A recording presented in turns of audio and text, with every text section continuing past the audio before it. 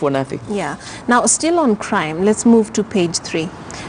A woman, husband and 2 children found dead in a house, and this is suspected to have been the woman, the 32-year-old woman, suspected to have killed her husband, and at the same time the 2 kids.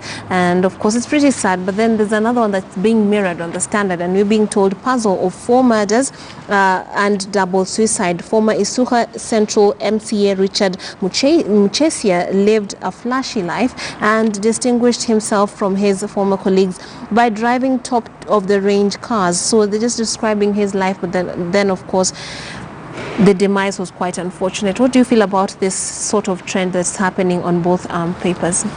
Yeah, it is completely shocking. But then this is not the first time Kenyans are experiencing such kind of deaths in unclear circumstances. Yeah. But even if you look at the previous cases, it's always good for the police to carry out a proper investigation and come up with the reasons that led to the deaths, you know, and also so that now other arms of government can take it upon them to mitigate, so that we do not want to have a repeat of the things that we were experiencing today now. Every now and then. And I think most of these deaths are to do with you know, stress, mental health, which has become serious in this country. And I think we are reaching a level where we should declare mental health a national disaster, so that the government can focus more into addressing these issues of mental health. It should be made mandatory that people should go for, you know, medical checkups, mental checkups quite oftenly, so that we are able to arrest this kind of scenario. And we should also invest in hiring psychiatrists all over. And every sub-county should have a psychiatrist that should be able to investigate these matters and assist the growing population.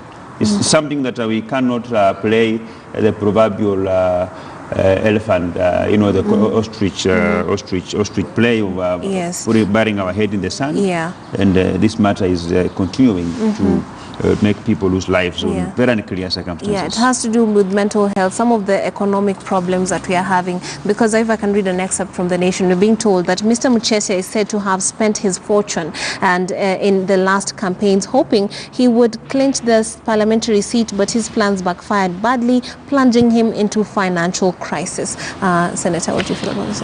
Yeah, this debate was in the Senate, I think last week or 2 weeks ago, the issue of mental health of Kenyans. Yes. And you cannot only think that people who are actually mad and walking in the street or those are the people who are sick. I think we are, as a nation, we are sick in different ways. And we must seek solutions to our problems. And just as the way we want to deal with corruption is the same way we should deal with values as a nation. Because most of us live a lie. Now look at this MCA. He was an MCA. He had a lot of money, flashy cars. Where did he get that money from? As an MCA, we know the salaries of the allowances of MCAs. So now these are some of the things that we are talking about, the level of corruption. Because if he was an MCA, he must have been part and parcel of this loot that is going on in the counties. I've seen 14 billion has been the 14 billion Kenya shillings being used in travel. What is that? that is the MCS alone, or is it the MCS alone, or but it is from the counties. So it can't be MCS, it must be the governors and everybody. It's 14 billion. 14 billion is a lot of money. It is a lot Somebody of money. was calculating that if you are given 1 billion, you will spend it luxuriously for 73 years. So the time you reach 70, you've already retired. So looking at the homicides that we are seeing and people committing suicide, killing their families and then killing themselves. It is it's also the sickness of the mind. So again, back to the basics. We must find ourselves. We must find when the rain started beating us. And that, to me, we're going back to values. As individuals, as children, as a nation. And the church. Kenyans live a lie. We want to tell everybody that I have. Yet you know that money you have is not yours. You know where you got it from. And you know so many people who are suffering because you are spending that money wrongly. So It's not only a matter of psychiatric thing. You know, even me right now, I can think I'm very fine and I don't need a doctor or a psychiatrist. But looking at a few things in me, I know I also have my struggles and a lot of issues. So I don't know what can heal us as a nation. I think we have beat the church. We've gone to the church and we found even church, everything is happening. Much as I know, there are still very good churches.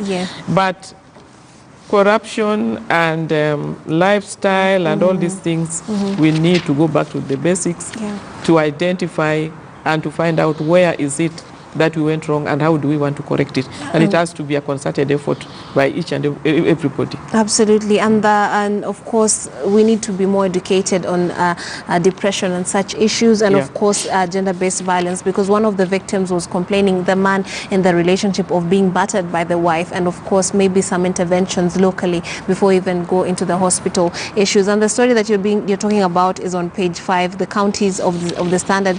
Counties spent 14 billion in trips, and we're being told that governors and ward reps spent 14.88 billion on domestic and foreign travel between July last year and March 2019. Pretty scandalous right there. It's been given a small, it's been given, 6 months. It's been given a small section of the paper, but clearly the numbers, the figures point to a very, very big problem. But that wraps up our segment of Press Review. We take a short break. When we come back, we'll have more discussions here on Morning Express.